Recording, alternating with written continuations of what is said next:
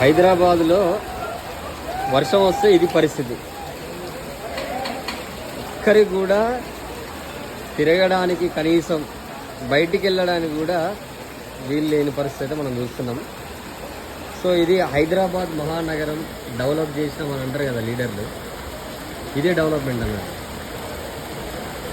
సముద్రం ఇది అంటారు కదా చాలామంది ముఖ్యమంత్రులు, పొద్దున్న లేస్తే పక్కనే అది ఉంది ఇది ఉంది అని చెప్పి మాట్లాడుతుంటారు కదా. ఇది ఎక్కడో కాదు, దిల్సుఖ్ నగర్, చాలా ఫేమస్ అయినటువంటి దిల్సుఖ్ నగర్.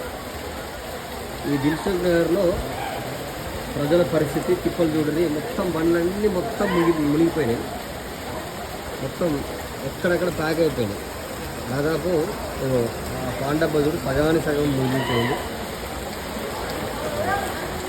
పరిస్థితి. ఇంత దారుణం అంటే ఈ పరిస్థితి.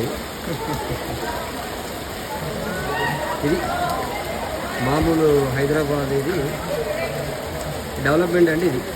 మరి ఇక్కడ కార్పొరేటర్ ఎవరో, మరి అసలు దీని సంగతి ఏంటో, దీని కథ ఏంటో ప్రతిసారి ఇదే అంటాం. ఈ ఒక్కరోజు కాదు, ప్రతి వర్షాకాలం కూడా ఇదే పరిస్థితి. ఇట్లాంటి గల్లీలు, ఇట్లాంటి పరిస్థితి హైదరాబాద్ మహానగరంలో ఎక్కడ చూసినా ఇదే ఉంటుంది పరిస్థితి ఆల్మోస్ట్. ఇది బాగా చేస్తే ఇక మీరు లీడర్లు అన్నట్టు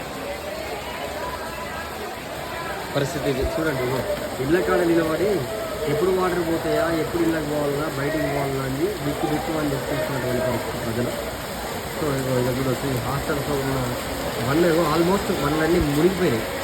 మునిగిపోతే తీసుకుంటూ ఇంట్లో పెట్టుకోవడం కోసం ప్రయత్నాలు చేస్తున్నారు అందరూ. ఇది పరిస్థితి, ఇంత దారుణమైన పరిస్థితి హైదరాబాద్ మహానగరం.